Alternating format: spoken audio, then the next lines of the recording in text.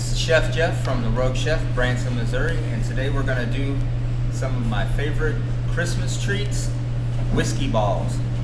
Nothing better than whiskey, especially at Christmas. But today I won't be doing any of the baking. I'll have a guest baker, my mother, Debbie. She'll be doing the baking for you. I will just be watching. These whiskey balls are easy to make, and they only have 6 ingredients. We have chocolate chips, we have Carol syrup, and some regular white sugar, and of course the star, Jack Daniels, and vanilla wafers with pecans or walnuts. You can choose your nut. First step to making these whiskey balls is melting your chocolate chips. And you want to, however you melt them, in a microwave or on the stove or a bain-marie, you need to just do it slowly and stir occasionally.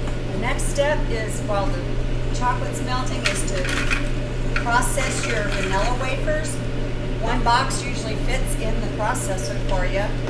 Just put it on and let it, everything is finely ground. You don't want any big chunks left. You're going to do the same thing for your nuts. Everything should be the same size and texture. These are just where you want them, and I'll put them along with on top of the vanilla wafers. Once your chocolate has melted, it should be kind of silky and have some movement to it when you stir it. Then we're going to take it over to our table, and we're going to add our sugar. Start stirring that a little bit to incorporate it into the chocolate. And then, once we get that incorporated a little, doesn't have to be all the way, then we're going to add our corn syrup. This helps it all stick together as a ball when we start rolling them. Okay?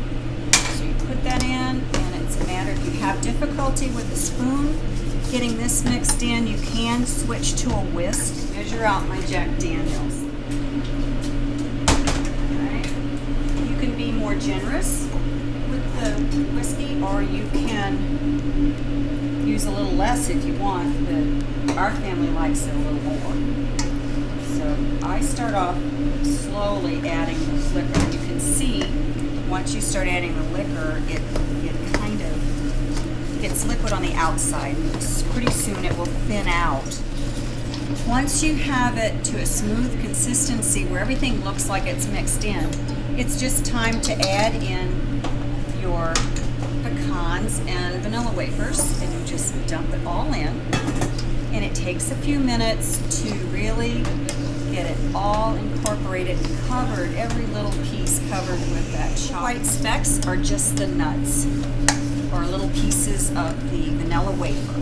But once these are made into balls and have sat for about 3 days to a week, those disappear because they get the alcohol and the chocolate liquids in this mixture saturate those little white pieces. Okay, after you've let your mixture sit for a few minutes to rest, then you need to get any shallow dish that has a wide bottom and either straight or slanted sides that you can dip or roll your whiskey balls in before you put them on your tray to dry.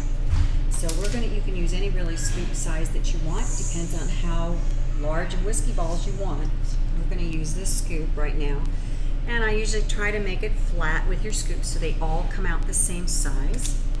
When you pop it out, you need to press it a little bit to make the mixture a little tighter. And then just a few times, and then you start rolling and cupping your fingers around the palm, and that makes the round shape. Don't press hard. It takes a few to get to where you need it to be, but you have pretty much of a circle, and then you drop it in. I usually do 2 or 3 at a time, simply because it makes the process go quicker. When you have about 3, you don't want to touch them very much because that changes the shape, and the sugar looks different on the outside. So you just want to kind of roll, if some of them aren't rolling real well, to cover all the surfaces with the sugar. And then you simply gently lift them up and lay them on a pan and space them out a little bit so that they dry. I let them dry overnight on the counter, and then you can put them in an airtight container holiday tins are really good. And then they're ready to go. You don't touch them for a week or so, and then when you take that lid off, the aroma and the color and the chocolate all hit you, and it's wonderful. It's a wonderful Christmas tree.